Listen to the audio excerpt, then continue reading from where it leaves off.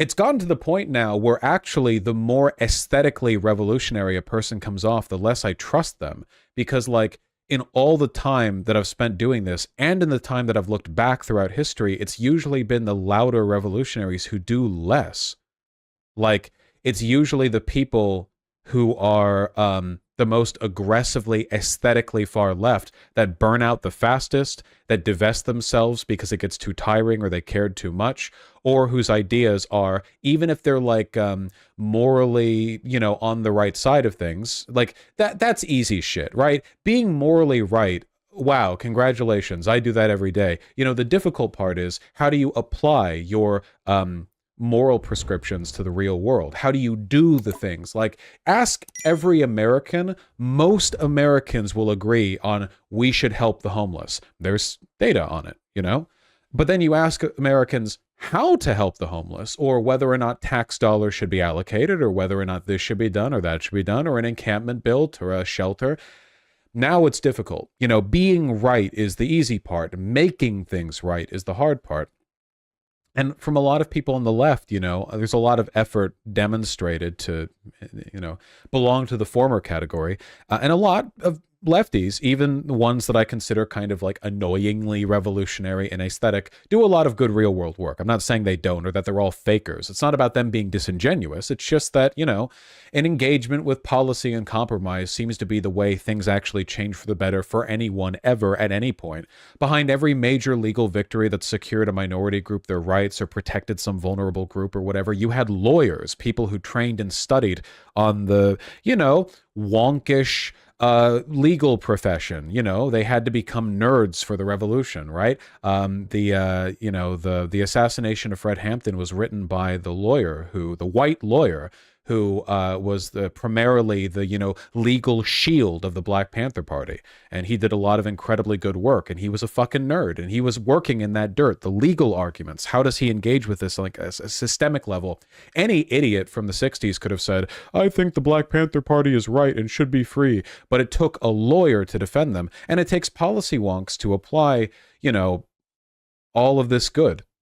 And people just seem disgusted with it, and I don't blame them. It is disgusting. It's vile, you know, all this business with the genocide and of the Palestinians, you know, engaging with all of this is vile, and it's an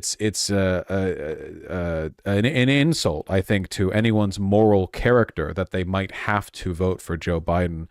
But unfortunately, we just don't get to make choices in those terms. You understand, don't you? I'm talking generally to the people watching.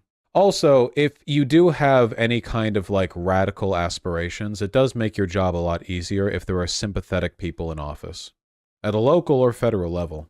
I think your interpretation of abolishing the police kind of sums up the reason why it's hard to do both. I think having an electoralist mindset causes you to struggle to interpret how these things might be useful or indicative of possible change just because they can't immediately be voted for. Well, then tell me, Zexizi. What do you mean when you say abolish the police? What do you want changed, and how do you want it done? Nothing matters unless you can get it done, right? So how does one get that done?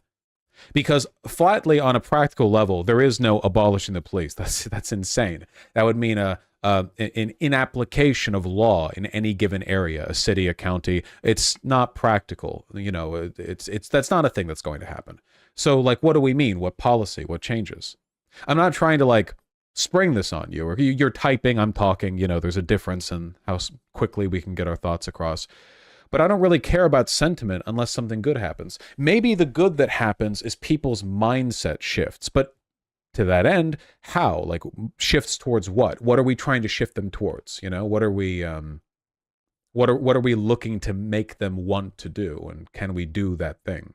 The point is that abolishing the police can't be done under capitalism, so people who want it are naturally open to socialism. And when you have lots of people who want socialism, you can do more things based on that. Like the next time 2020 happens, you can organize to effect real change. Well, if that's I disagree with the premise. I don't think you can abolish a police, period. Capitalism, socialism, some version of it under communism.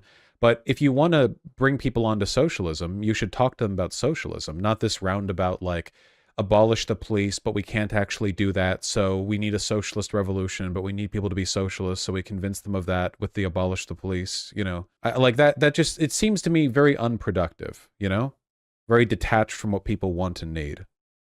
The thing is, though, I can't spoon feed you a solution. Zexeezy, there is no solution. You don't need to spoon feed me. Please don't talk down to me.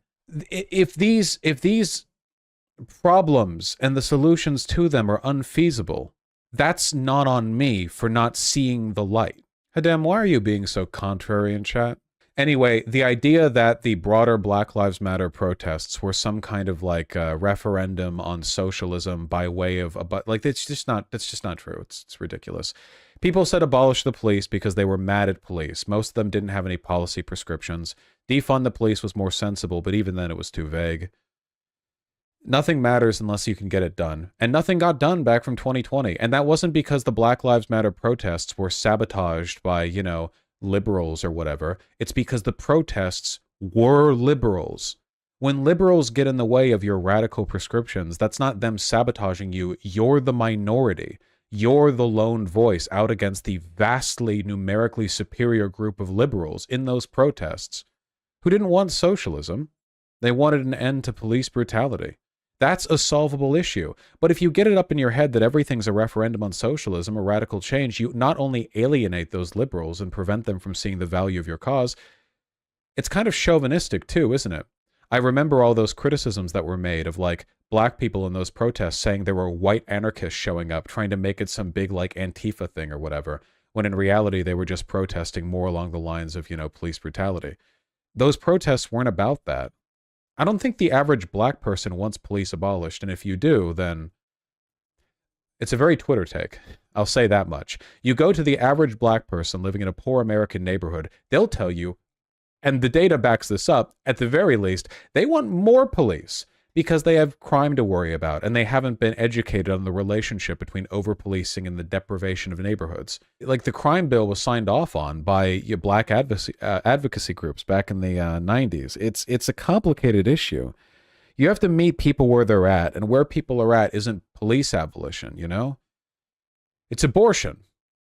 Right now, it's abortion, it's queer rights, it's unions. You meet people where they're at, and you make the arguments with them, and you say, you know, hey, us lefties and liberals, we've got a lot in common, a lot we agree on here. Maybe we could get even more done if we implemented these changes too. You know, got to be an aspirational voice in their ear. Anyway. Okay, Zexeezy, I appreciate you coming on to. Well, I guess I didn't have you on to talk, though I wouldn't be necessarily opposed to it in the future. I appreciate you coming into chat to talk. I don't mean to be disagreeable. Like I said, I really have no enthusiasm whatsoever for Joe Biden at the moment.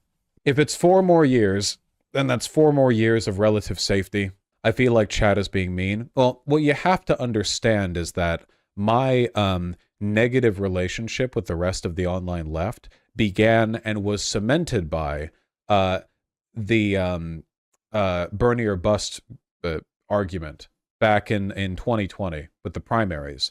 That was what really kicked it off, because I was very aggressively in favor of not being Bernie or bust, vote for Joe Biden, blah, blah, back then. And I got into arguments, and a lot of people got mad at me, and people say that I'm a liberal. So there are a lot of old heads in chat who are very familiar with a long and storied history of arguments similar to this one being had on this channel. Let's get some aggressively unenthusiastic Biden 2024 merch. Yeah, maybe like Biden's face looking really old and sleepy, printed right here, and the text says something like, we have no other choice. It's over. It's Jover. This is it. Settle. I don't know. Cops are a core defense of the state. Vaush is dead wrong here. He's just being a fucking doomer. Vaush, is radical action never going to be possible ever or in our life? What are you fucking talking? What are you arguing about? What, I don't even understand. People that weren't watching during BLM, I don't even know what I can't even discern what from the logs the argument is. I have no idea. Just answer the question, bro. What question? I'll answer the question. What question? What question? What question should I answer? Tell me. I want to know. Is radical action possible ever or just not? What do you mean by radical action? That's a very vague term. Yeah, of course it's possible ever, conceptually ever, and also in our lifetimes. I don't know what you mean. You did say radical action wasn't possible ever, but I assume that was hyperbolic based in your previous breath. By radical action, what I meant was like this like imaginary aesthetic of people just doing direct action and a thing happening. If by radical action, like you mean big thing happen, then yes, big things do indeed happen all the time. But what I was arguing against was the idea that you can just manifest it without engaging with the dirty, nitty-gritty nonsense of policy and practicality, which is always a requirement if you're going to actually make any changes. That's what I'm talking about. Okay.